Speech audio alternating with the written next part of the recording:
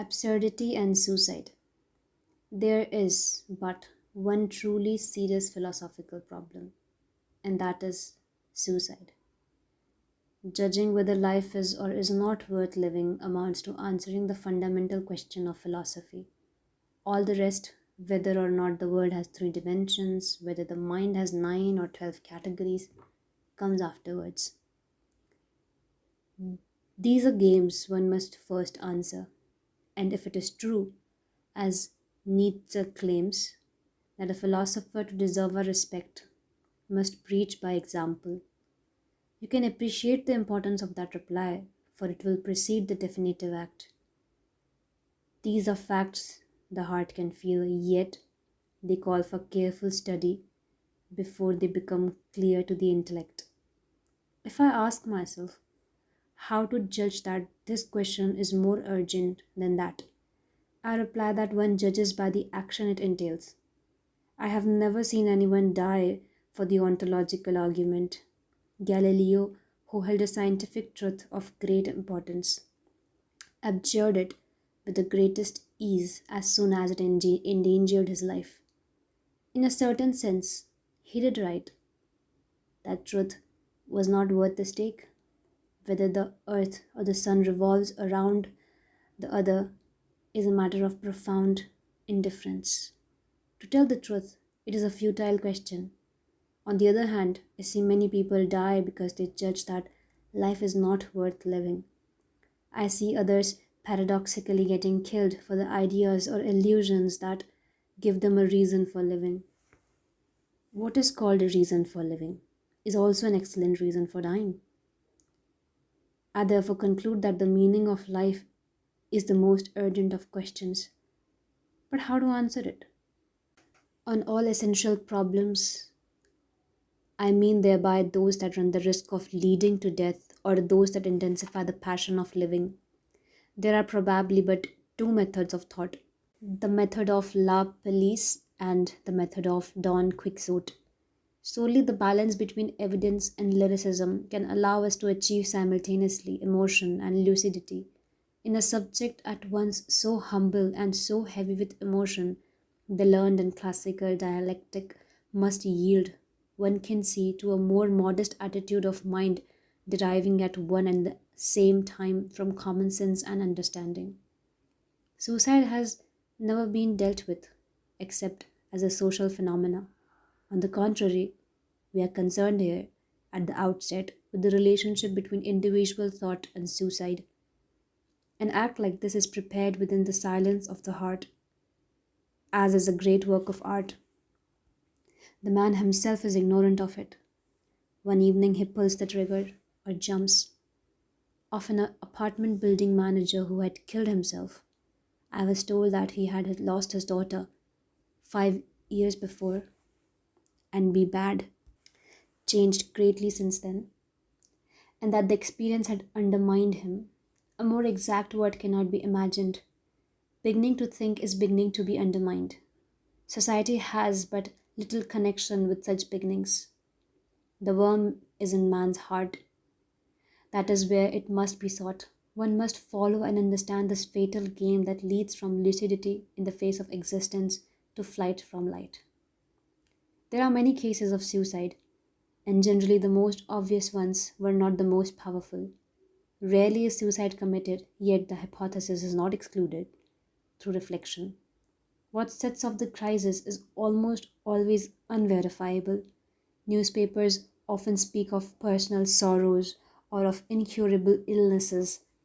These explanations are plausible, but one would have to know whether a friend of the desperate man had not that very day addressed him indifferently. He is the guilty one, for that is enough to precipitate all the rancors and all the boredoms still in suspension.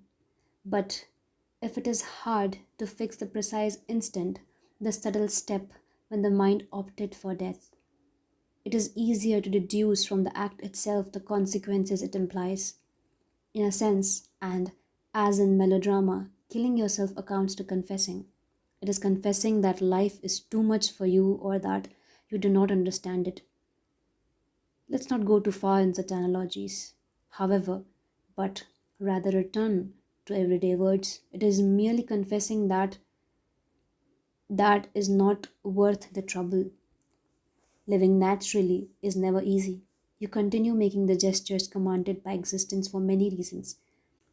Dying voluntarily implies that you have recognized, even instinctively, the ridiculous character of that habit, the absence of any profound reason for living, the insane character of that daily agitation, and the uselessness of suffering. What then is that inculcable feeling that deprives the mind of the sleep necessary to life? A world that can be explained even with bad reasons is a familiar world. But, on the other hand, in a universe suddenly divested of illusions and light, man feels an alien, a stranger. His exile is without remedy, since he is deprived of the memory of a lost home or the hope of a promised land. This divorce between man and his life, the actor and his setting, is properly the feeling of absurdity. All healthy men having thought of their own suicide, it can be seen, without further explanation, that there is a direct connection between this feeling and the longing for death. The subject of this essay is precisely this relationship between absurd and suicide. The exact degree to which suicide is a solution to the absurd. The principle can be established that for a man who does not cheat, what he believes to be true must determine his action. Belief is the absurdity of existence, must then dictate his conduct. It is legitimate to wonder, clearly and without false pathos, whether a conclusion of this importance requires forsaking as rapidly as possible an incomprehensible condition. I am speaking, of course, of men inclined to be in harmony with themselves.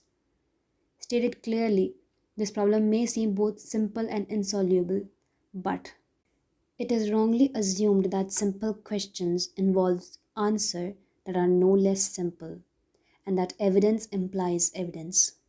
A priori, and reversing the terms of the problem, just as one does or does not kill oneself, it seems that there are but two philosophical solutions, either yes or no.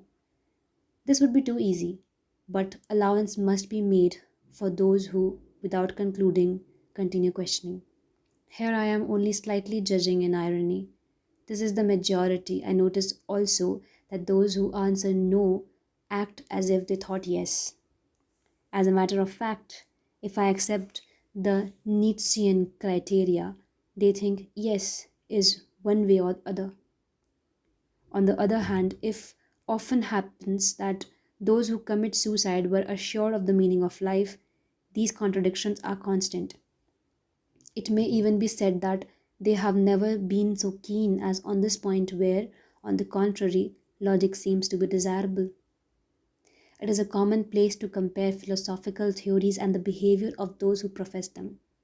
But it must be said that of the thinkers who refused a meaning of life, none except Kirillov, who belongs to literature, Peregrinos, who is born of legend, and Julius Lecker, who belongs to hypothesis, admitted his logic to the point of refusing that life. Schopenhauer is often cited as a fit subject for laughter because he praised suicide while seated at a well set table. This is no subject for joking. That way of not taking the tragic seriously is not so grievous, but it helps to judge a man. In the face of such contradictions and obscurities, must we conclude that there is no relationship between the opinion one has about life and the act one commits to leave it? Let us not exaggerate in this direction. In a man's attachment to life, there is something stronger than all the ills in the world. The body's judgment is as good as the mind's, and the body shrinks from annihilation. We get into the habit of living before acquiring the habit of thinking. In that race which daily hastens us towards death, the body maintains the irreparable lead. In short, the essence of that contradiction lies in what I shall call the act of eluding, before it is both less and more than diversion in the Pascalian sense. Eluding is the invariable game. The typical act of eluding the fatal evasion that constitutes the third theme of this essay is hope. Hope of another life, one must deserve or trickery of those who live not for life itself but for some great idea that will transcend it, refine it, give it a meaning, and betray it. Thus, everything contributes to spreading confusion. Hit here too, and it has not been wasted effort.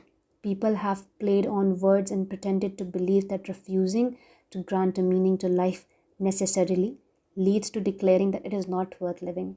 In truth, there is no necessary common measure between these two judgments. One merely has to refuse to be misled by the confusions, divorces, and inconsistencies previously pointed out. One must brush aside and go straight to the real problem. One kills oneself because life is not worth living.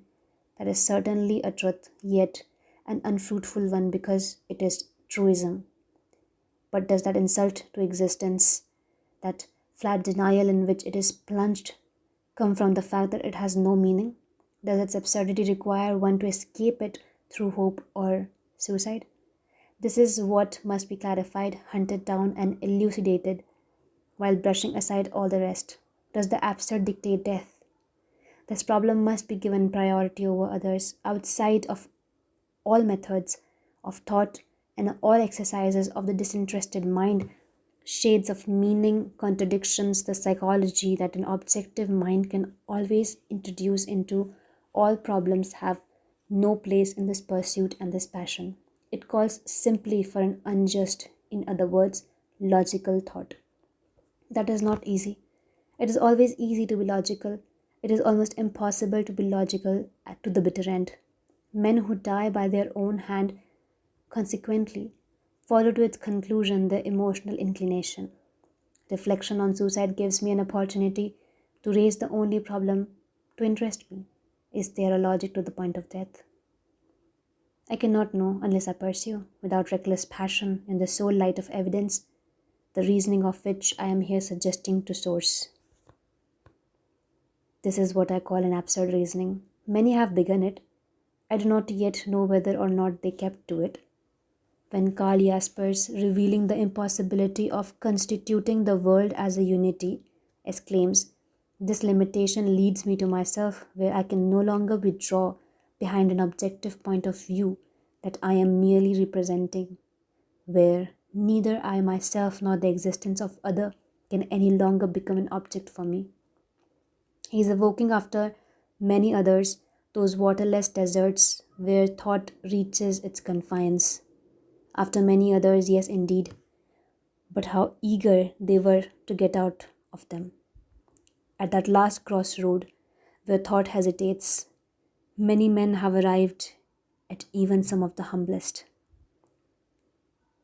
They then abdicated what was most precious to them, their lives. Others, princes of the mind, abdicated likewise, but they initiated the suicide of their thought in its purest revolt. The real effort is to stay there rather, insofar as that is possible, and to examine closely the old vegetation of those distant regions. Tenacity and acumen are privileged spectators to this inhumane show in which absurdity, hope, and death carry on their dialogue. The mind can then analyze the figures of that elementary yet subtle dance before illustrating them and relieving them itself. Camus urges us to answer the biggest philosophical question known to mankind, and that is suicide.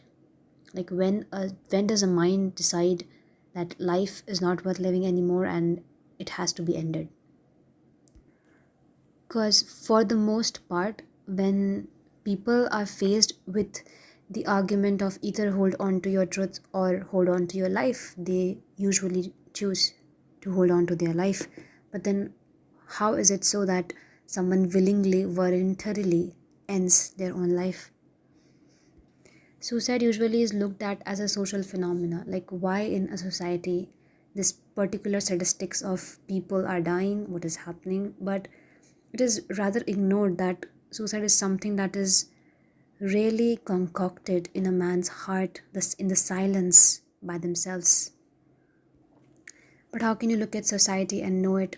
You should go deep within a man's heart where the actual problem is, and then understand why does it even arise? So when we go about exploring it, we can have n number of reasons why one decides to go for it. And rarely Camus thinks it is through the way of reflection. Like, it is rarely possible that a person who goes for that act is doing that out of serious contemplation and serious reflection. And even the reason, if we go to look about it, is very ambiguous, because who's to say that one day his friend just addressed him differently and that set him off the wrong way, and he ended up doing. Camus also recognizes that maybe suicide is just a man's way of involuntarily denying the habit of life, that is to keep on living. And once the man realizes it and becomes conscious of it, decides instinctively that it needs to end. Because life brings unhappiness or suffering, and if the habit is of surviving, then one can end it. So Camus is really famous for his absurdity philosophy, right? And he explains it very briefly in this essay that the absurdity is the disconnection that a man feels from his own life, the fiction that happens, the sudden feeling of alien. If you have read Metamorphosis, you know what I mean. This absurdity is what he tries to address here. So, when a person feels totally not in tune with their own life, feels an alien to their own life, a healthy man does contemplate the idea of suicide. So, as any axiom or any theory that maths try to prove, Camus also gives an axiom to this essay, and that is, while we are having this conversation, let's keep out of this conversation the people who wants to be in harmony with themselves. Like, when they realize that there's a problem, and then they just want to be in harmony with themselves after that. Here we're going to talk about the men who believe in absurdity of existence, and they do not cheat their own understanding, their own beliefs that the existence itself is very absurd, and from there on they are determining their actions. Only if these are the assumptions that we are making, then we can continue with this essay. So when we begin to explore the philosophical question of suicide, the question becomes very easy. One kills oneself or one does not kill oneself. So the question is simply yes or no. But we can't stop there. We have to go beyond that if we want to keep questioning and if we want to keep knowing more about it. Now let's not jump to the answers, like, because if you say no, then you probably not have thought of yes. And if you say yes, it's not really as simple as, well, now the question has ended. And it's not just you, even in history, like when philosophers say a philosophy or talk about a way of living, it is often compared by their actions, like what they ended up doing. So even if today you think yes or no, when the time comes for action, of what will happen. Now, the topic today might sound very intense, but when we are taking it as a conversation topic, as a topic for discovery rather than actual something that we have to do, we can just start and explore, right? Even when philosophers, when they say philosophies or when they preach philosophies, like Socrates was a big believer of law and order and the importance law and order plays in society. He, till his deathbed, he believed that, and the reason he died was actually because he was condemned to drink poison by the court, and he continued to hold on to his morals. So you never know the true character of a philosopher until and unless it comes, their test comes and they have to follow through with their philosophies. But then when we talk about Schopenhauer, he is known as philosopher of pessimism, and despite his philosophies and what he preached, he actually was from a very good background. He was doing good economically. So people look at this contradiction, and this is why Camus asks this question: is there no relationship between what one thinks about life and what one acts when it comes to the definitive act of whether to keep living or to end it? This is where we get into the Pascalian sense. The Pascalian sense, the Pascalian diversion. That is a concept that in Pascal's writing about how humans use distraction and diversion to run away from the truth of their life, the biggest being that they are mortal. So, when we think about whether a human lives in the contradiction, and Camus starts to propose that, like, what is this? Like, philosophers say one thing and then at the end of the day do something else. What he wants to consider and give benefit of the doubt to is the eluding nature of our own body, where the mind comes after the instincts of the body. Like, a human learns to be first, and then the habit of thinking comes in. So even when we say that the philosophies and all this is just what a human ends up in their head, the opinions they hold about things, but what their body wants them to do is something different. So this is where he also says about eluding means running away from what is the truth, running away, just escaping. This all leads to spreading confusion because we are just questioning why are people preaching this but doing that, and these are all questions, and it spreads a lot of confusion. And if we go straight into the question, why one kills oneself, is it because the life is not worth living anymore? It becomes truism, very La Police thought. But in the starting, we agreed to be in harmony with La Police and Don Quixote. So we have to stop ourselves from leaning towards one thing and try to incorporate the other as well. And because at the heart of this essay is Camus, that is absurdism, we have to make sense of why it might come from absurdism. Why is absurdism playing a part in it? So, the fact that life is absurd, does its absurdity require one to escape it through hope or suicide? Because absurdism is supposed to be the end point, right? Like, when people are nihilistic, their end point is nihilism. Like, life is not worth living anymore, and then existentiality becomes the end point. That is, then why are we here? What are we doing? Life has no meaning. What are we doing? And then when absurdity comes into the picture, that it becomes, yeah, life has no meaning. We are not here for any great purpose. But now Camus comes to the biggest question of all. Do we then need to escape the absurd through either suicide or hope? So, till now we were talking about suicide, how suicide is a way out of anything, right? But now we are also talking about hope. Is hope also a way to escape the absurdity? It's it's interesting how absurdity, by its definition, would have eliminated the thought of suicide, because up until now only nihilism and existentiality, or pessimism also for that matter, might point towards suicide, right? But this is the first time that I have encountered absurdism's relationship with suicide, and the person who coined absurdism talking about it. This is going to be interesting. That we have established that even though it is absurd, we are going to reason why that happens, because absurd means enough itself. Everything that we begin to explore is absurd, because at the end of the day it has no meaning. Absurdity is also a brainchild of existentiality. No matter how much we deny it, it is a brainchild of existentiality.